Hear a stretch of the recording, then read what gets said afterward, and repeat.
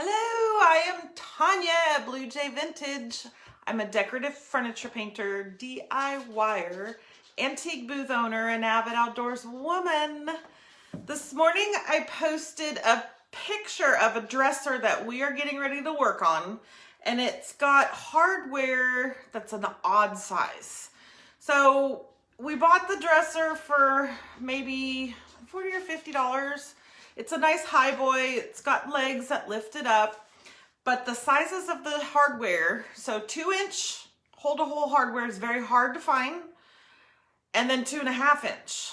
And there are 14 pieces of hardware I need to buy for this dresser. So Honey Bear is here today to show how he does this because I don't do it. Hey, Miss Donna. He is gonna come in and he's gonna do a step-by-step on how he does that. Hey, Miss Sandy. So Honey Bear's here. We've got it all set up. I'll tilt you down as soon as he comes on in.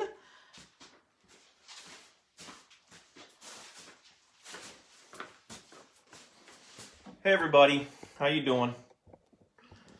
Bear with me here. This is one of my first videos, so I'm going to try and show you how we do this, try and help you out, answer any questions that I can.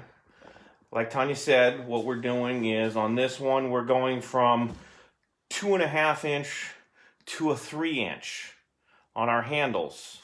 So what we're going to do is we're going to plug one of these holes and then we're going to drill a new hole out. And we're going to show you step by step how we do that. So everybody who doesn't know how can do it and maybe give you a couple tips along the way, or at least show you how we do it. Sandy says hi, Honey Bear. Hi, Sandy. Tanya's going to be watching the monitor for me and answering any questions because I'm not good at doing 100 things at once. Thank you, Miss Sandy. I appreciate that. So if you have any questions, feel free to ask. I've got some notes here to help myself and help you guys out. So let's go ahead and get started. Like I said, we've got 2.5 inches here, and 2.5 inches is difficult to find handles. So we're going to go 3 inches. Now we could plug both of these and drill all new, or we could just plug one and drill a new hole for just the one. So that's what we're going to do. And what I like to do is I like to find a dowel that fits the same size as this hole. This one fits right exactly the same size. So it's really nice and easy. So you don't have to do any extra fitting or any extra sanding to make that dowel fit in there. And what I will do is I will cut a piece. I'll stick it in there all the way through to the back side. And I'll just mark it with my knife so you know how long to cut it. And on these thicker dowels, it's a little bit harder to cut. On the smaller dowels, you can just use any kind of cutters. On the thicker ones, it's a little bit harder. So what I like to do is I just use my hand miter saw, and I'll just go ahead and cut it that way. I'm not going to cut on the wood here or on this table. So I've already got a piece that's already cut. You can see it's not that big. They're pretty small pieces. Maybe 1/2 inch or so, and that fits right into the hole. And I use the Titebond 2 glue, and I'll just take a little tiny bit of the glue and put it on the outside of my dowel.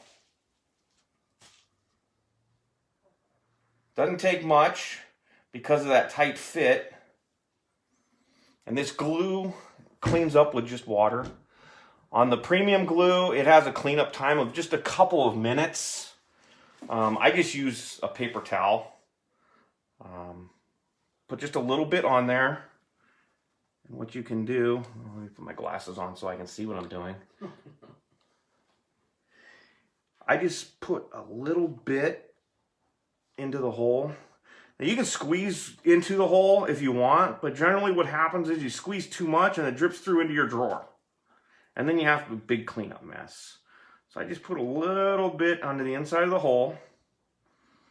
And then I will put the dowel in. And then I will just tap it with a hammer. Hang on for the ride a little bit as the camera shakes. tap that in. I'll wipe the glue, and then I will use my dowel to just tap it down just a little bit below the surface. And the reason I do that, I'll show you in the next step. There we go, just a little bit below. That's a little far, but that's all right, it doesn't matter. You can go a little bit further. What winds up happening is if you don't tap it down below the surface, because it's not a flat edge on the dowel where you cut it, it doesn't fill quite right when you put the wood filler in there. So you wind up sanding down, sanding down, sanding down. All of a sudden, you have a little bit of a concave surface.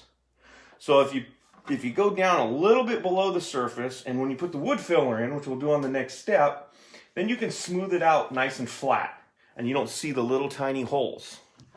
So as we go on to the next step, you can see I've already got that one, this side in, it's glued, it's dried in here. We've already got this one prepared. I don't know if you can see that with the camera. Right here, we've already got that one. That one's in there, about the same as the first one we just did. So I take my wood glue, or my wood filler, and I just like to use, I don't know if you can see, it's just Ace wood filler in the natural color. It's the only color I've ever seen it in, so I don't know if it comes in another one, but it's just Ace. I buy it by the tub because I use so much of it repairing the furniture. And then I've just got basic putty knife, spatula, spackle knife, whatever they want to call it. And I always start it with a clean. I always clean it before I start out, because if you leave it, the old dried up crusty stuff on here, you don't get a real smooth surface when you use it. So always start with a clean blade. Just take a little bit, just fill in that hole. Just fill it in, pack it in there pretty good, and then put just a little tiny bit on the surface. You don't need to go too much, and just spread it thin on the surface so you don't have to do a lot of sanding once that's dry. And this is always a good time when you've got the wood filler out to go over the rest of your project or the rest of the particular drawer that you're working on, and fill in any other spots that may need it on that drawer. You can see, I don't know if you can see here, if you can get the camera over. I've already done this edge over here because there's a little bit of a hole on the side here that needed to be fixed. So I just go over and I'll find any edges that need to be filled or any holes in the wood that need to be filled while I've got the putty out, and I'll go ahead and I'll fill those in while I'm doing this. Now, the other thing that I like to do, because you get limited on space sometimes, like on this, where you've got 7 drawers or however many are in this monster, you're limited on space. So what I like to do is try and do each step on every drawer at the same time. So what I'll do is I'll count out how many holes I need to fill. So I'll pre-cut all my dowels. And then I'll go through and then I will fill all my holes all at one time. And then I'll go back over and I'll putty them all at one time. And then I'll do all my sanding at once. And then I'll drill everything at once. And that's where you save your time when you drill all at once. And I'll show you when I get there. You'll see, if you don't do it all at once, if you do each drawer individually, you're constantly changing your drill bits. Because I use 2 different drill bits to do that. So you're constantly going to be changing your drill bits. So it's nice to do everything step by step on all the drawers at one time. Put them all together, lay them all out, so you can just go along and do them all together at once. Otherwise, you're going back and forth, and sometimes you get confused. You forget where you're at, and you might be puttying something. You putty up half the holes in one drawer, you fix half the drawers, you go back, and you forget that you didn't fix the rest of them. So as this dries, we come back down to this one here, which is already dried. I've already got that to the drying step. So the next step is to sand this. Now, normally I take my hand sander, but I'm in the house, and somebody wouldn't like it if I used my hand sander in the house and made all the furniture dirty. No, thank you. So I'm just going to take the sanding block. This is a 150 grit sanding block. I normally use just 120 grit on my hand sander. And you just sand this down. And you make it nice and flat. It's going to take forever if I use this sanding block. But you just sand it down nice and flat. And I'm not going to show you. I think everybody in here probably knows how to sand. And you can do it with the sanding blocks. But if you've got, like I said, 7 drawers or however many this has, it can take a long time. That's why the hand sander is really nice. But do it outside. And you get over, let me turn this around here. So you have your finish. Once it's sanded, you have it looks like this. It's nice and smooth. Your hole's filled up. You get your dowel in there. And you smooth the surface off here, but that's all right because we're just painting this, so it doesn't matter. And now we have just one hole, and it's time to figure out where our next hole's going to go. And when you're sanding, you can take your time now and you can sand this down where you filled your other holes in.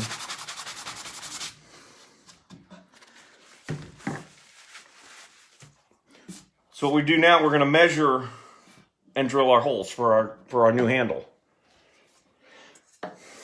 So we need our pencil, which maybe I didn't bring in the house. That's okay. I can do it without a pencil. Look right over there. There's pens, but I don't know if there's pencils. Yeah, that's okay. I can do it without a pencil. Okay. Thought I brought it in, but that's okay. I can do it without a pencil. Tape measure. So what I'm going to do, I'm going to measure my 3 inches first. I'm going to go from the center of this hole, and I never use from here because you always get a weird measurement. It's all sticking up, and I always go from. I'll go from one of the inch markers here, and I'll just count out 3 inches. So we're going from the 4, so we're going to go out here to the 7. And I'm just going to scribe across here. So I know where it's at. And you'd be able to see it with a pencil. But I can see it here. And I can also see, I'll give you a little hint. I kind of screwed up earlier when I was prepping this. And this little dot is actually where it's going to go, but you just scribe your 3 inches across here, this direction, and then you just take a straight line. I don't know if you're going to be able to get that in there or not. Can you get it on that side? On what side? This side? Either side. Yeah. And I just take a straight line. Oh, hold on. You get it? There we are. Between the center of this hole and the center of the one we just plugged up, out to the line we just drew, and I find that center, and I just punch a little bit of hole in the wood, and that marks my spot, so I know where it's going to go. So that's going to be the center of our new handle. Is going to be in that spot right there, and I'm going to drill a pilot hole. So I'm going to use a small bit on this one. I just use an 1/8 inch bit. And the reason I drill a pilot hole is if you use a large bit to start with, what's going to happen is 2 things. You're going to have a hard time getting it started in that small hole, and it might be off centered. The bit might jump a little bit around the wood, and it might come off of that's where you have your mark. And number 2, the large bit, it may chunk up your wood around here. So you're going to wind up with the wood splintering. So I like to use a small bit first. Like I said, this is an 1/8 inch bit. And I just, nice and easy, just drill the hole up, start drilling the hole out. Just go through. Get your nice pilot hole drilled. And you just switch your bits out. And go up to your next size is going to be your final hole size, which I always match the same size it was in the drawer to begin with. In this particular drawer, it's a 9/32 or a 19/64. Kind of a weird size, but that's what it is. I just matched the bit to the hole that was already there from the previous. And this one is the 19/64. And when you start out the drilling, start it out slow so you don't, again, it doesn't chip the wood. And you start out nice and slow. And once it gets bit down into the wood, then you can go ahead and just drill right straight through.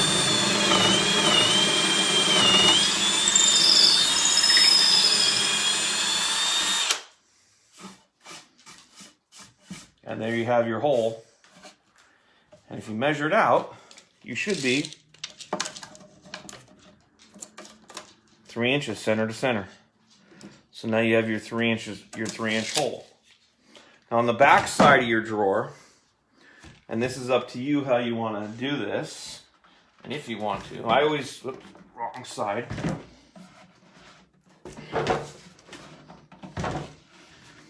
On the back side of your drawer, you're going to see the dowel on here. I don't know if you can see. Get the camera in there, okay.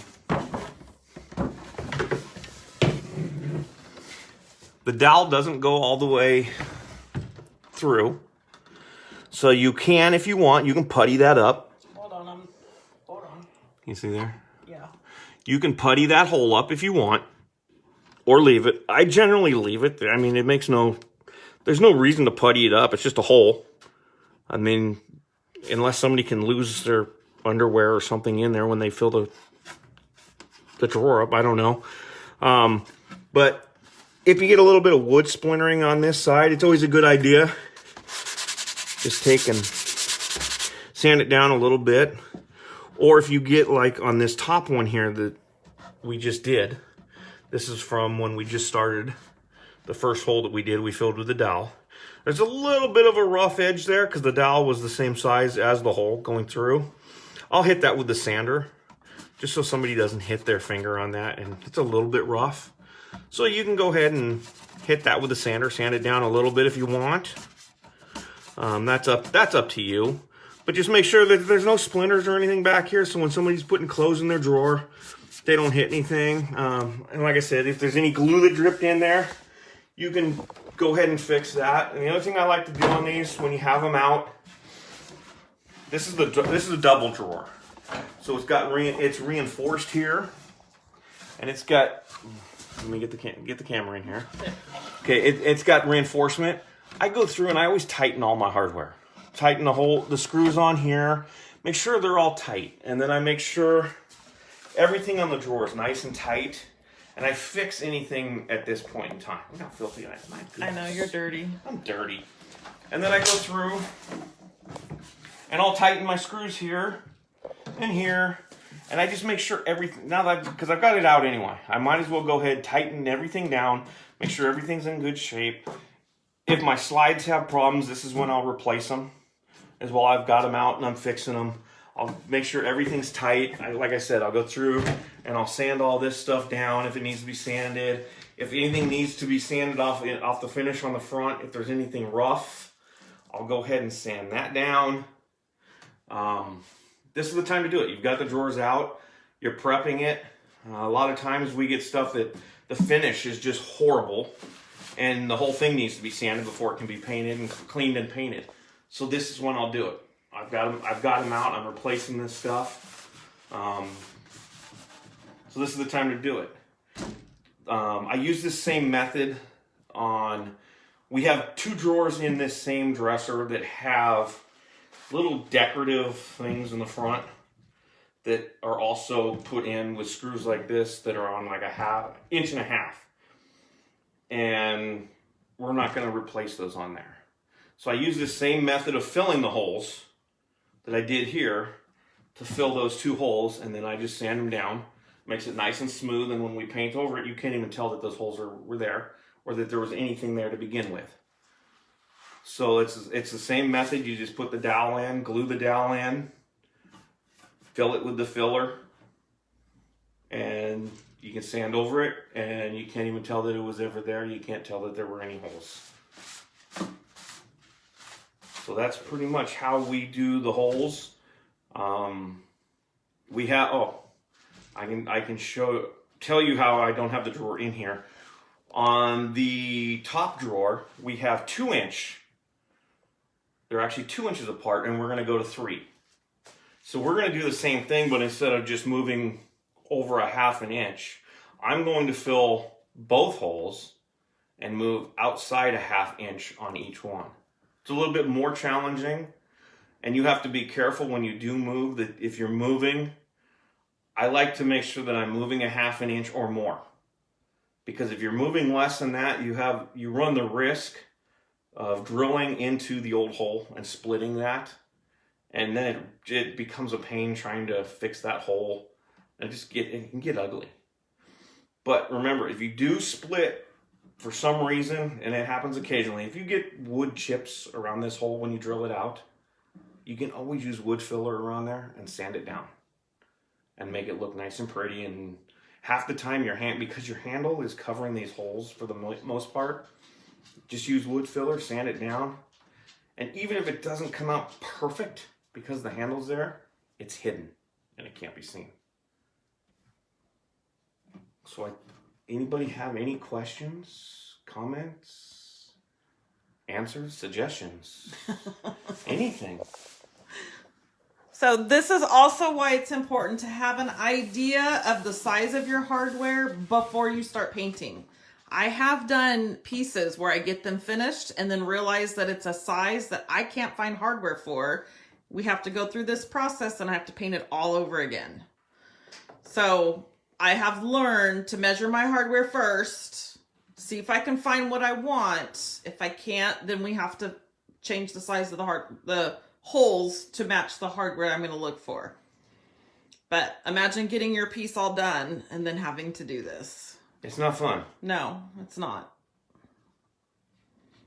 It's not fun at all, but happy Sunday, guys. And thanks, Honey Bear. My Honey Bear's the best.